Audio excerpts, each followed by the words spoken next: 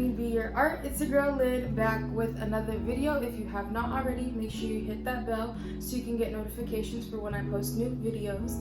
And if you haven't followed me on my social media accounts, make sure you do that because they are going to pop up on the screen somewhere. And I'm going to start putting them in my bio. So it's just like click, click, follow, follow, follow, make it easy peasy lemon squeezy. So, but they're still going to be on the screen for you guys to, I'm not doing a motivational video. I'm not doing, a pinpointed goal or a pinpointed message for us.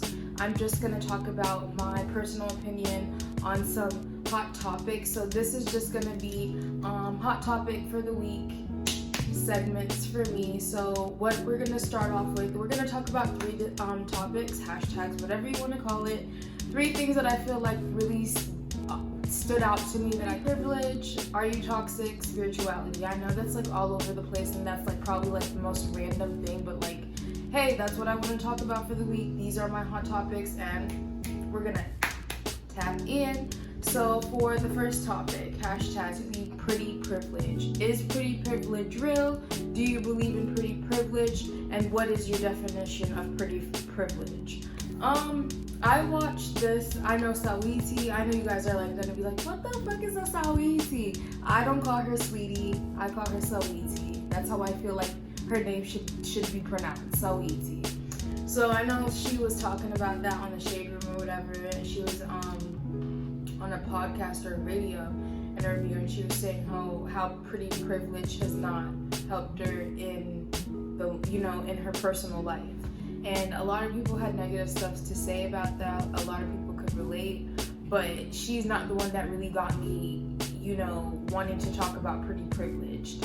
I was scrolling on my YouTube and then they gave me suggestions to put that link in my bio, but I was watching basically this girl, I don't know what's her name, dang. I was watching this girl about what she felt like pretty privilege was and her, mindset and her perception on it. I think she was like a 30-something-year-old black lady, and she was darker complexioned and she was very beautiful, very naturally beautiful, but she was like, hey, in society, I don't have pretty privileged. I got dressed up for my birthday and I wanted to, I put the initiative in myself and I wanted to get that moment of like when you walk in, everyone is turning for you and just like, okay, you got it like that, yada yada blah blah. You should go watch it because I'm summarizing in my own way, but she says it for her own self.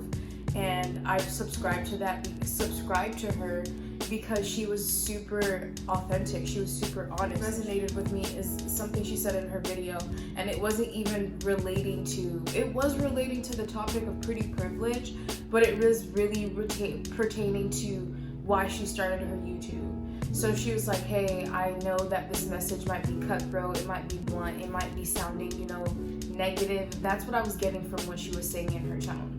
But in a sense of like, I came to YouTube to use my platform to be authentic, to be honest, and to be vocal about things that I feel passionate about. And that is why I started my YouTube, and I felt like she gave me a boost in my energy to be like, you know what, me too. My opinion, my little, salt bay on it, and just, give my viewpoints, because I feel like personally I don't agree, but in a general societal based mindset, I agree with what she's saying. But in a personal sense, I have to disagree. So in a sense, I feel like in society, if you look up to societal standards of like what people think gorgeous is, or hot, or sexy, or pretty, or cute, you are treated in a certain way because of your physical attributes.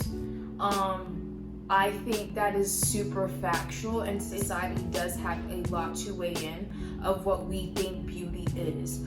For me, in my personal way, in my personal perception, in my personal mindset, in my personal, compassion, I don't see anyone as ugly. Physically, I don't see that.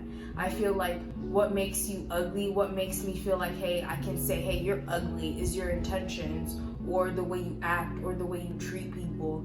That's what I feel like, your character. I feel like your character is the definition of beauty. I just feel like it's a very gray area when it says pretty privilege, because you can dissect that a lot. What does it really mean to be pretty? Pretty privilege is something that was made. Just like, you get what I'm trying to say? It was made. It was made through society. It was made through social media. It was made through comparison. It was made through, to keep an always oppressed division, a blurred line that you don't see, but it's there. He was like, yo, there's bad parts to being pretty. I understand what she was saying. And I'm not saying it in an arrogant way. I'm saying that it's in a sense of like, people think just because you look physically, appealing, that you don't have no struggle. And even when you're going through the struggle, people don't believe you're really struggling because you look good. And it's sad, because it's like, damn, like, and even if you struggle with people, be like, if you look a certain way, or you hold yourself, or you carry yourself, whatever, if you in a certain appearance, people will use your downfalls, and because you are sexually or physically appealing, they will use that to their advantage if you need help. So I get exactly what she's saying. Just because you're pretty, people think you have to be pretty and dumb. You can't be pretty and smart. You can't be pretty and hold your own. You can't be pretty and be for everybody. You gotta be pretty and mean girl. You gotta, talk shit about people. And that's not what it is. And I feel like pretty has I feel like there's different levels to how people look. There's cute, there's pretty, there's beautiful, there's gorgeous. The internalness of how you express who you are on the inside, on the outside. Don't let your physical appearance be the only thing you have to offer.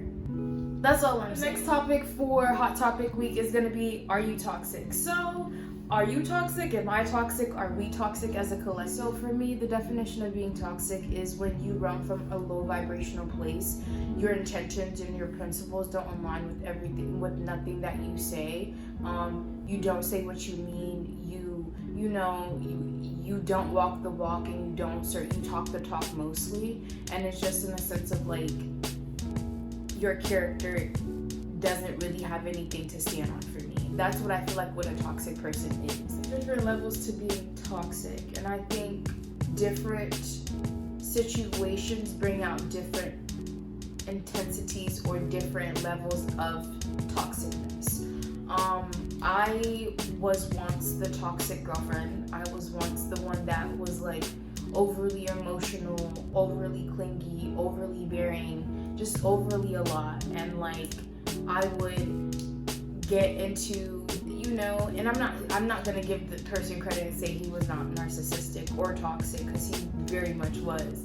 But I'm saying in a sense of like, I was toxic to myself. I was toxic to the relationship, where I put my hands on the individual, and they didn't deserve that, and I shouldn't have done that, and I've learned from that. And like, that's not me saying it in a gloatful way of like, I did this, I did that. I'm just saying like, I've been toxic too, in a sense of like, I didn't like the way I felt, after I did that. I didn't like the way I felt after I concluded that relationship. It was draining. It made me feel like I was the lowest at my lowest, and I let him see all that, and he just ate it. He was like, he was an Aquarius, so devil. He's not the devil sign, but you guys already know. But yeah, like, being toxic is like, okay, I noticed I was toxic after that relationship. I don't be like that anymore. So I started to not be like that no more. I said in my next relationship, I'm not gonna put my hands on the other person in the sense of like, I'm attacking them. I'm not gonna, be overbearing. People need space. People don't, aren't ready. Don't make people feel rushed to be ready when you're ready. So I did learn a lot of things about being toxic, but in a sense, it made me a better person to not want to be that. I would not want to project that any longer to someone I'm with, someone that I'm wanting to start a family with, vice versa. I don't want someone that's toxic. I don't want someone that's going through trials and tribulations every day and then picking low vibrational solutions each and every time. No, like, I know how that I've been there, and I don't want to do that. I don't want to be with someone that's there. I found new ways of being toxic. It's not just yelling, it's not just screaming, it's not just, arguing, it's not just, like physical things of like, being petty. I have become at one with being singular. I have become so comfortable and content with the space that I have made for myself that I don't want anyone to disturb that. I don't want to, bring in outside energy to disturb the alignment that I've worked so hard for. So are we all toxic? And that is toxic behavior. That is very toxic because I don't give people chances. Because I've been running from a fear-based place of like, if I give a person a chance to enter my life to get to know me, that they are going to be low vibrational beings, to be in a line to vibrate with high energy people, fairies, mermaids, and freaking underdogs, and millionaires, and trillionaires, and jobs. That's what I want my new friend group to look like. I don't want it to look like pretty girls, bad bitches, real niggas. Like, I don't want that. Y'all could keep that. You feel me? Like, before, I want homies before I want besties. So, where my homies at? But I'm trying to not be toxic in a sense. I'm trying to give people chances to show me that, people are human and sometimes they fuck up. You fucked up. Goodbye. Thank you. God bless. That's not healthy. Are you toxic? Am I toxic? Are we toxic? Answer that question. I think it's still a strong yes to all three. But I'm not toxic in a sense of like, I'm about to like, if I'm in a relationship with somebody, I'm about to be like starting arguments, making scenes in public. I hate that. I don't like that. I don't like that. I don't like that. I don't like that. I don't like that. I hate when people start scenes in public. It's like, bro, like, this is our business. Please keep it our business. If you want to yell, you want to pout, wait until we get into the car, wait till we get to the house, and then you can talk, you can scream on the top of your lungs. But do not, in the most instant way to get me fired up if you start some shit in public. Like, you better hold your tongue for 5 minutes and calm your ass down until we get in the car. Because for the next hot topic of the week, spirituality. Spirituality is something that I feel like, even though that I'm kind of contradicting myself by making it a hashtag for my hot topic week, spirituality is not just, it's not a hashtag. It's not something to be, glamorified, or it's becoming entertainment. It's becoming a hashtag. It's becoming a fad. Like, oh my God, spirituality. And spirituality is not that. Like, when you go through a spirituality journey, a spirituality awakening, 9 times out of 10, it's because you've been through so much trauma that you have no other choice but to look within so you do not lose yourself. So I don't feel like spirituality should be, glamorized. People are thinking spirituality is a, easy bake oven, and that's not what spirituality is. Spirituality is a journey. Spirituality takes years, sometimes generations. It takes a long time to be at whole and complete with self so you can be connected to God within you, not outside of you, but within you. And when you go through spirituality, you go through a lot of mental havoc, you go through a lot of pain, you go through a lot of emotional distress, you go through a lot of tarnishing of relationships, you go through a lot of jadedness, you go through a lot of turbulence. And I feel like spirituality, people are like, oh my God, I'm going through a spirituality awakening with a smile on their face. And I'm like, sis, you do not even know what the half of spirituality. And I'm not being funny and I'm downplaying someone else's spirituality growth, but spirituality isn't something that's light. You are going through that journey of a spiritual awakening or a spiritual, ending of a karmic cycle, a bad cycle, a generational cycle. you're gonna get through it. And I know you guys, if you know what I mean, you know what I mean.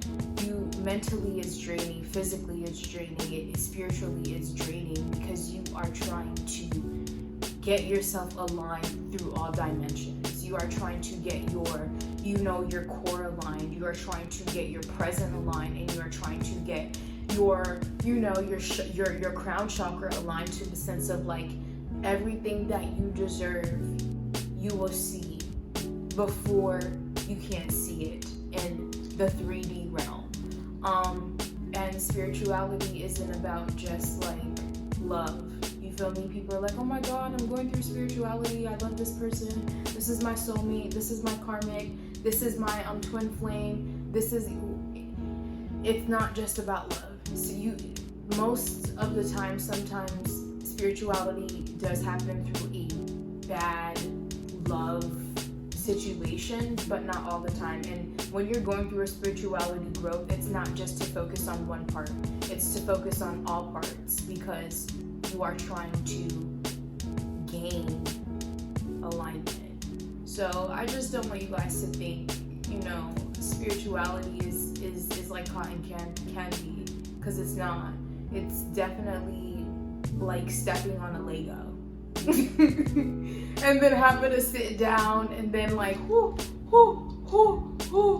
but you learn. You won't step on a Lego no more. But even though the Legos might come out of nowhere, you'll be more prepared. Like, I stepped on a Lego before, so I know how to get through it now. You get what I'm trying to say? So spirituality is about constantly finding who you are, constantly evolving, constantly manifesting, constantly affirming. You're here in the now, you're here in the present, you're always going to grow from that. You're never going to be the same person you were twice. You're never going to you're never going to fall in love the same way twice. If you put yourself in situations and dynamics to repeat themselves and to loop, you need to get out of it. And that's what spirituality is. It's breaking comfortability, breaking barriers, and within and without. So don't let those people that are telling you spirituality is, because it's not. Keep going, because a spirituality awakening, yes, it's a hard, deep trial, but the journey, you learn a lot. I'm still learning. So I'm not gonna say I'm done, because I'm still waking up. I'm woke, but I'm not woke. I'm not awake, because like I'm not just here, but like I'm woke, but I'm not woke. Because there's some people that are woke, and you're like, oh shit, like, okay, sis, you woke. But like, yeah. To wrap up the hot topics of the week, tell me what you think. Put your 2 cents in it, because I want to know. Is pretty privilege a thing? Are you toxic in life? Have you ever been toxic in life? Spirituality. What is it to you? What does it mean to you? What does that word say to you? So please make sure you comment, share, subscribe. Make sure you share this video with someone, because you never know. And peace, love, and happiness. Later, y'all.